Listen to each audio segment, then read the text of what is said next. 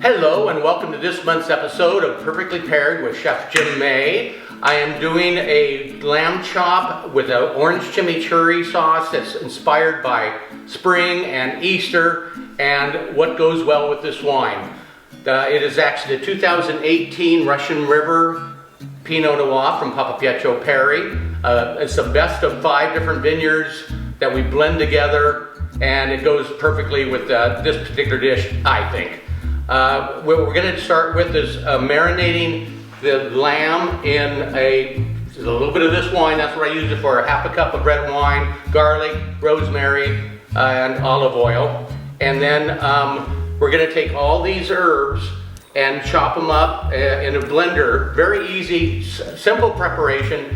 Chimichurri, actually, there's different stories on how it came about. The most common one is that there was an English butcher living in Argentina during the revolution, and his name was Chimichurri, and so they translated it to Chimichurri because he's the one that came up with the sauce to come up with meat.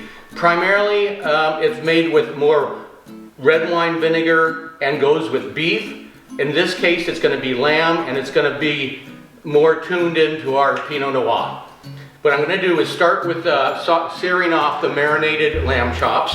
And I'm going to put them in just a cast iron pan. You can use rack of lamb, you can use leg of lamb, you can sear it in the oven. I'm just going to do it in a cast iron pan. It takes about a minute, 5 minutes per inch. So these are about an inch and a half, inch and 3/4. So you're looking at probably about 7-8 minutes per side on the stove top. Same thing on a hot grill.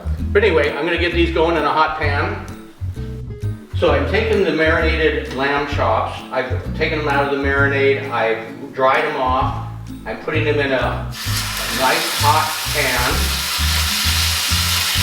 with a little tablespoon or so of olive oil. Now this is going to take about, like I said, 7-8 minutes per side. So the ingredients I'm going to use, this is quite an easy adaptation of a classical sauce. I'm going to use an orange instead of red wine vinegar.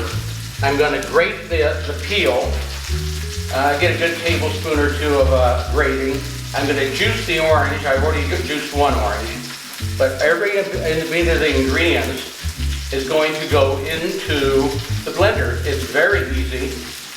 Yes, enough there to get going. What I have here is some fresh oregano, some fresh cilantro, some fresh basil, and some fresh parsley. All of it's going to go in there with a little bit of garlic, 1 or 2 cloves of garlic. You can put in a little shallot if you like. I've done it both ways, and both ways is really nice. So all this is going in there. All the herbs. Again, the oregano, parsley, cilantro, and basil. I'm going to start with 1/3 of a cup of orange juice. I'm going to start with 1/4 cup of olive oil, and we're going to get this going. We want to make it kind of thick and like a pesto.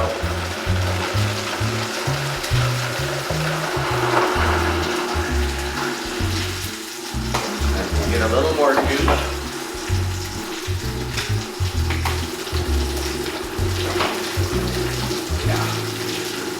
So like I said, it could be 1/3 of a cup to a 1/2 cup.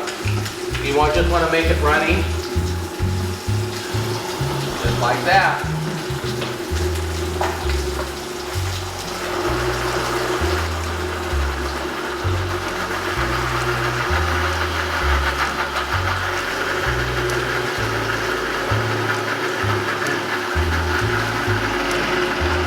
This could be made a day ahead too.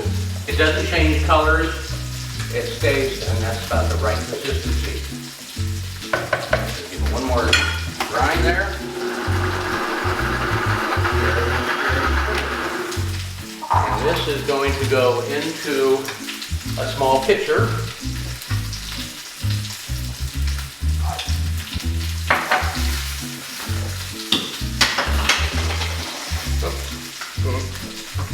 There we go, a moment. And then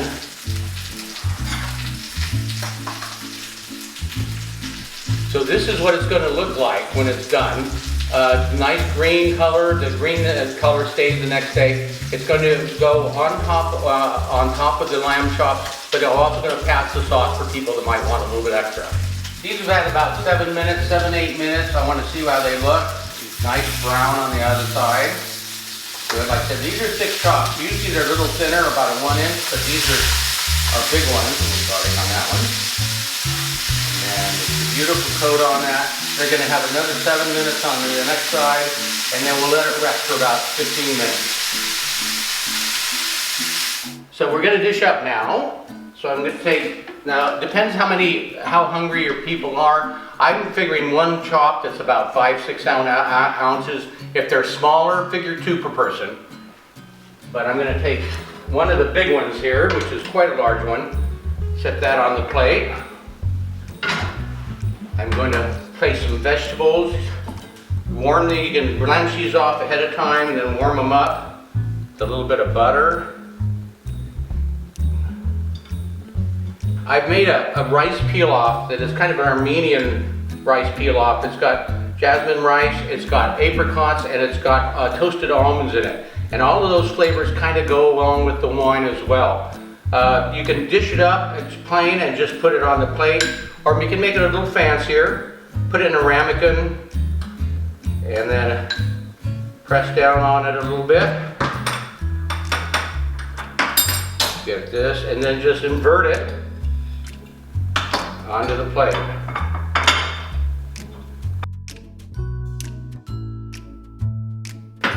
And that will do that. Then you take a little bit of the sauce and just put it on top. And this has a wonderful, it brings out the fruit. It's got that fresh herb. It takes the earthiness of the lamb chop and the earthiness of the herbs, and it makes it, it all kind of blends together and makes it more compatible. You can take this, serve it like this. I would also serve some sauce on the side if they happen to like the sauce a little more. And that's your springtime meal. So I'm going to try a little bit of this. I'm hoping it's by the temperature it's going to medium rare. You're going to have a bone like a T-bone in the middle, so you want to cut along that bone. Oh, perfectly done. Let me get a cut of it. There's a medium rare. Gonna get a little bit of sauce. Always try the wine first. Have a bite.